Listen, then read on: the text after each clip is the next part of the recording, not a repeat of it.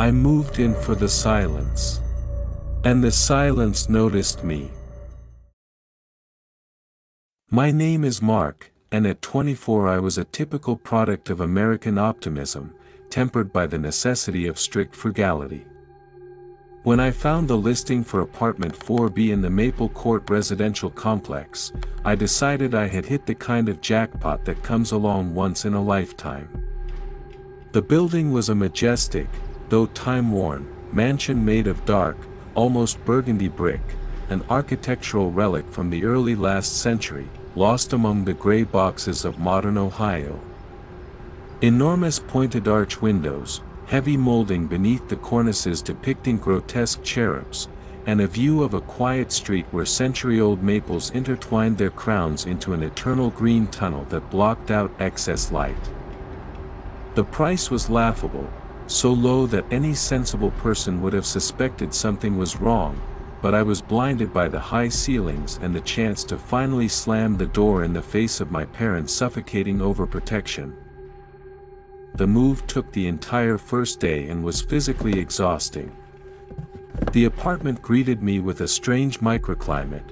Despite the stifling July afternoon outside, an unnatural, biting cold reigned inside, seeming to emanate directly from the walls. The air was motionless and heavy, as if it hadn't been refreshed in decades and merely circulated in endless loops, absorbing dust and the smells of hundreds of people who had lived here before me. My realtor, Mr. Grayson, a man with sickly yellow skin and eyes that constantly made tiny, jerky movements, as if tracking invisible flies, behaved extremely nervously. His fake smile looked hastily glued to his face, and the fingers that passed me the heavy ring of keys were icy and damp, like a corpse's. He didn't walk me through the rooms, didn't show me how the thermostat or boiler worked. He simply shoved the keys into my palm and practically ran out of the building, muttering something about a critically important call from the office, without even glancing back at the majestic facade of his merchandise. By evening, when the shadows from the maples stretched out and crawled across the living room floor like long black tentacles, I had unpacked only the bare essentials. My mattress lay in the middle of the empty bedroom, the air filled with dust motes dancing in the dim light of a single bulb. The lighting in the apartment was strange. The lamps emitted a low, vibrating hum that made my teeth ache. That was when I heard it for the first time. From through the walls separating my head from neighboring apartment 4A came the sound of scratching. It didn't resemble ordinary household noise. It was a rhythmic, as if someone with inhuman persistence were rubbing extremely dry, calloused skin with a stiff metal brush. I froze, afraid even to breathe, feeling every pore in my skin tighten with disgust. The sound was so distinct that I physically felt the friction. At one point, I thought I could hear tiny flakes of skin falling to the floor on the other side of the wall, creating a faint rustle. It continued for exactly 1 hour, without a single second's pause. When I finally gathered the courage and, forcing down my trembling, pressed my ear to the cold, slightly damp wallpaper, the noise stopped instantly. A vacuum-like, ringing silence fell, in which I heard only the frantic pounding of my own heart. And then, a second later, right next to my ear, a quiet, rattling chuckle came through the wall. It sounded as if a person had dry dust in their throat instead of vocal cords. I recoiled, feeling an icy jolt race down my spine.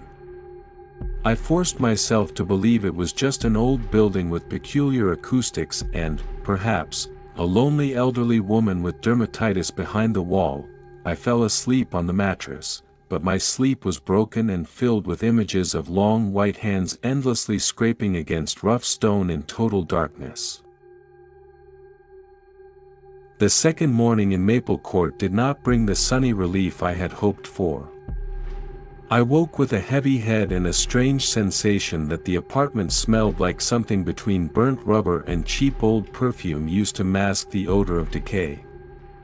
Deciding to show neighborly friendliness, or simply out of selfish curiosity to make sure a real person lived behind the wall and not a figment of my imagination, I stepped into the hallway. That's where I met the neighbor from 4A. Her name was Mrs. Elderton. She stood by her door in complete stillness, like a statue in a wax museum. She wore an impeccable, starched 1950s style dress, but the fabric looked too stiff, almost like cardboard. Her face was coated with a layer of powder so thick that it filled every wrinkle, creating the effect of a cracked plaster mask. But the most disturbing thing was her eyes. They were wide open, watery blue, and completely motionless. During our entire conversation, she did not blink once. Not a single time. "Oh, the new tenant for 4B," she said, her voice dry and devoid of human intonation, like the sound of dry branches snapping underfoot. "Welcome, Mark. Here at Maple Court, we are very reverent about traditions and about silence. Silence here is the foundation upon which everything else rests. Remember that." She smiled, revealing teeth that looked too sharp, too numerous, and oddly translucent, as if carved from cold marble. There was a strange noise. I began cautiously, trying not to meet her gaze. Scraping right behind my bed. Mrs. Elderton slowly tilted her head at a completely unnatural, almost straight angle, and I heard a distinct, wet crunch in her neck. "Noise is merely the echo of those who failed to leave in time, Mark. Don't listen to it too closely. If you listen to the wall for too long, the wall will eventually decide it has something to say back. And the walls here have a very long and very angry memory." Her words left a metallic taste of blood in my mouth. All day I couldn't bring myself to unpack my boxes. Instead, I went to the local public library, subconsciously seeking refuge in facts. The elderly archivist, upon learning that I now lived in Maple Court, looked at me with such deep, almost mournful pity that my breath caught in my throat. Without a word, she placed a thick folder of Chronos Herald clippings from the mid-1970s in front of me. What I learned while flipping through the yellowed pages made my fingers go numb. Maple Court had not always been a residential building. Until 1974, it housed the Elderton Clinic, a private, closed institution dedicated to studying the most severe, incurable forms of insomnia. Dr. Elderton was obsessed with the theory that sleep was an evolutionary ballast, and that if a person were deprived of rest for a long enough period, their consciousness would break through into a new state. The clinic was shut down after a monstrous incident. 6 patients literally dissolved in their rooms overnight. The doors were bolted shut, the windows barred. Police found only deep grooves in the walls, marks left by people trying to dig into the brickwork with their bare hands, tearing their fingernails down to the bone. The bodies were never found. Mrs. Elderton was the doctor's widow, the only one who remained in the building after years of lawsuits and oblivion. When I returned home, I noticed a new detail. Hundreds of tiny, barely visible holes had appeared on the brand new wallpaper in my bedroom, arranged in a strict geometric pattern, as if someone had methodically pierced them with a long needle from the other side. That night, the terror began. At 10 p.m., the intercom rang. I picked up the receiver but heard only heavy, whistling breathing punctuated by the sound of swallowing. At 11 p.m., someone began methodically knocking on my front door. 3 knocks every 5 minutes. When I ran to the peephole, the hallway was flooded with flickering light and no one was there, but I saw the brass handle of apartment 4A slowly, creakingly turn on its own. Then the whispering started behind the wall. Hundreds of voices whispered my name at different speeds, creating the effect of a spinning auditory vortex around me that made me nauseous. The third day began with a chilling realization: I was trapped. Driven by a simple desire to see other people, I tried to leave the apartment, only to find that the door wasn't just locked, it had become one with the frame, a seamless monolith. I yanked the handle with such fury that I tore the skin off my palms, leaving bloody smears on the metal, but the door stood immovable as rock. The windows in the living room suddenly turned opaque, coated from the inside with a strange film. I no longer saw the street, the trees, or the sky, only an endless, dimly glowing gray fog slowly rotating beyond the glass.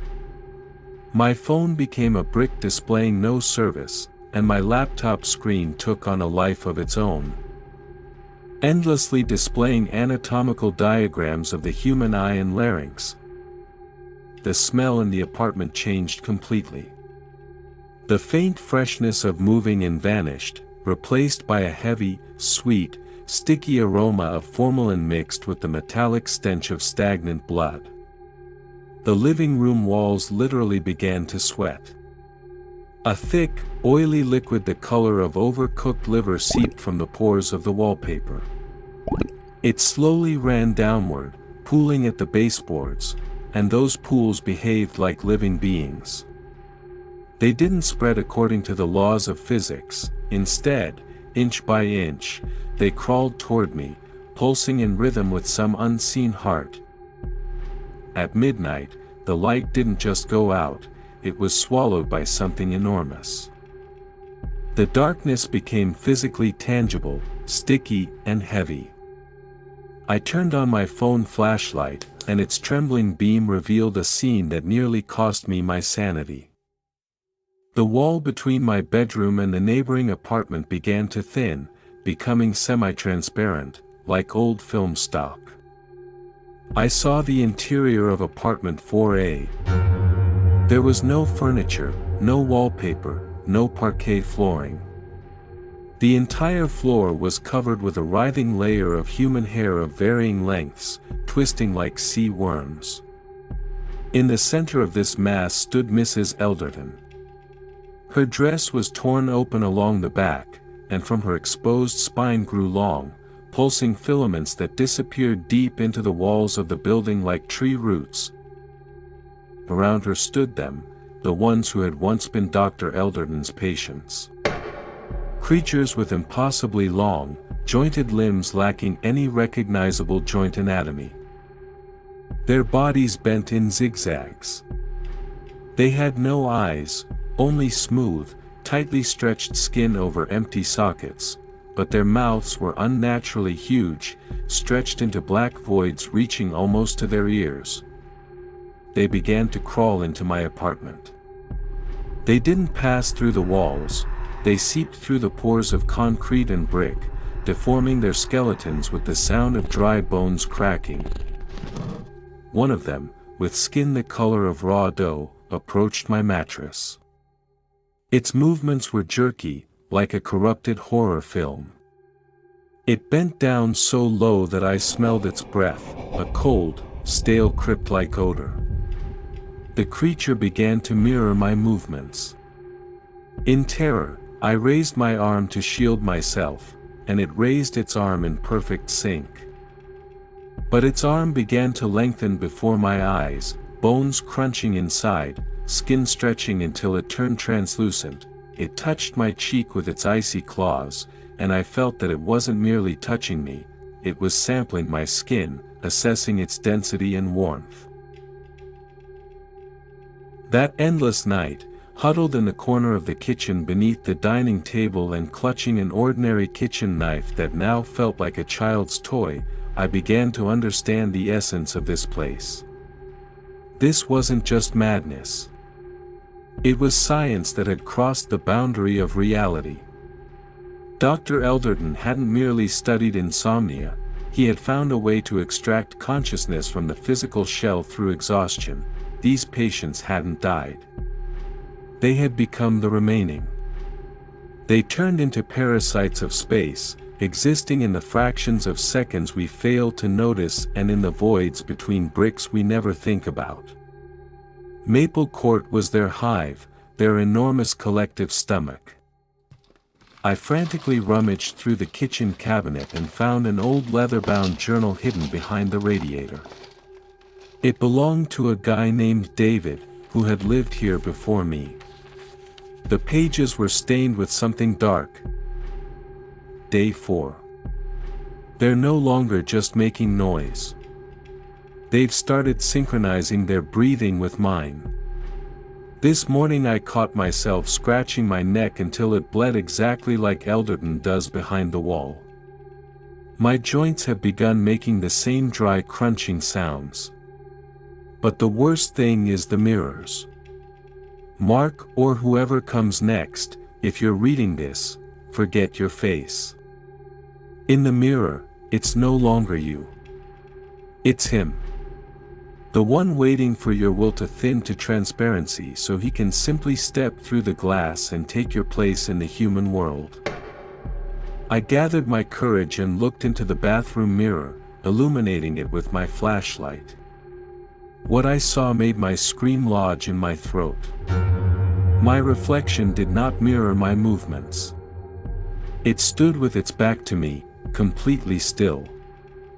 I saw the back of my own head in the mirror, and on it, slowly, with a wet sound, a wide gash opened, like a second mouth lined with thousands of tiny needle-like teeth. Mrs. Elderton stood behind my double in the reflection, tenderly, almost maternally, brushing its hair with that same metal brush. With every stroke through the reflection's hair, the skin on my own head split open, and warm blood began to run down my forehead, flooding my eyes. They were calibrating my copy, fitting it to the original so the replacement would be seamless. Every discovery in that house was another blow to my sanity. When the fourth day arrived, I felt time begin to fold in on itself. Dawn brought no deliverance. The impenetrable gray veil still hung outside the windows, within which the outlines of something colossal occasionally flickered. The apartment began to physically compress, as if the walls were made of slowly contracting flesh. The ceiling dropped another foot, forcing me to hunch, and the living room walls moved inward, turning a spacious room into a narrow corridor. The parquet floor buckled and rippled beneath my feet, emitting sounds like moans. The creatures no longer hid in the shadows or waited for night. They sat on the ceiling, hanging down like clusters of overripe, rotting fruit. Their gray, poreless bodies pulsed in rhythm with my ragged breathing. Mrs. Elderton entered my apartment straight through the front door, which now looked like a bleeding, ragged wound in space. Her face was no longer covered in powder, the mask had crumbled away, revealing a gray, scaly surface beneath, devoid of lips and nose. You're almost ready, Mark. Her voice no longer came from her mouth, it resonated directly inside my skull. Your reflection has already learned the taste of your memories. It remembers the smell of your first car, your fear of heights, the warmth of your mother's hands. You no longer need to carry all that. Just become part of the foundation. Become the eternal silence beneath our feet. At that moment, when despair was about to consume me, I remembered the last, half-erased entry in David's journal. They fear salt, because salt is pure structure. It crystallizes chaos back into reality. And they hate what cannot be copied, genuine pain or love. In one of my unpacked boxes, I had a large bag of sea salt for baths and an old, yellowed photograph of my mother, the only tangible object tying me to the world I had lost over those 4 days. I grabbed a handful of salt and hurled it at the bathroom mirror. The glass didn't shatter with a chime, it screamed, a piercing, choking shriek of a living being. The reflection convulsed, its face melting and running downward like hot wax. Using the creature's momentary confusion, I grabbed a heavy carpenter's hammer. I understood, the only exit wasn't the door, which was merely an illusion, but the very heart of this nightmare. To escape, I had to destroy the boundary between worlds. I began striking the wall between my bedroom and apartment 4A, exactly where I had first heard that cursed scraping. With every blow, layers of cheap plaster and wallpaper flew off, but beneath them there was no brick or wood. Thousands of small bones, jaws, and vertebrae were densely packed together, bound by a dark, viscous mass resembling hardened resin. This was the true foundation of Maple Court. The building had not been constructed by people, it had been grown from those who had vanished in the clinic decades earlier. Mrs. Elderton let out a sound that seemed to split space itself, a siren heralding the end of the world. The creatures tore themselves from the ceiling and rushed at me like an avalanche. I felt their long, cold fingers digging into my shoulders, their sharp elbows slamming into my ribs, but I didn't stop. I swung the hammer again and again, pouring every ounce of my hatred and will to live into each blow. At last, the wall collapsed completely, but behind it was no neighboring apartment. Instead, an endless vertical shaft opened, stretching in both directions, filled with rusted hospital beds, crutches, surgical lamps, and skulls. This was the house's black hole, its true interior. I saw David and hundreds of others, literally embedded into the walls of the shaft, their bodies part of the structure, their faces frozen in eternal silent screams. I realized the illusion of my apartment was finally disintegrating. The walls crumbled into gray ash. I understood I had no choice. I took a deep breath and jumped into the abyss, preferring to shatter against the remnants of the past rather than become another gray puppet in the widow's grasp. I regained consciousness lying on scorching asphalt directly in front of the main entrance to Maple Court. It was midday on the 4th day, and the sun shone so mercilessly that it felt as though it were burning my eyes out. Ordinary people walked past me indifferently as I lay on the sidewalk in rags that had once been clothes, assuming I was just another addict or drifter. The world around me was loud, alive, and utterly alien. With great effort, I lifted my gaze to the windows of my apartment on the 4th floor. The curtains I never had time to hang were neatly drawn apart. Standing by the window, bathed in sunlight, was me.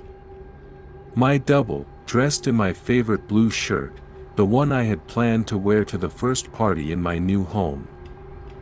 He held my mug and waved with a disarming, perfect smile to a woman walking her dog below. Behind him, Mrs. Elderton, once again wearing her impeccable plaster mask of powder, carefully adjusted invisible folds in the curtains. She looked down, straight into my pupils. Her lips did not move, but I heard her whisper inside my head with physical pain. Thank you for the fresh skin, Mark. Silence suits you very well.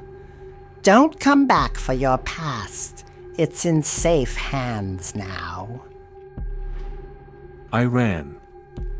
I fled that city as if the fires of hell themselves were chasing me, abandoning my car, all my savings, and my very identity in that cursed apartment.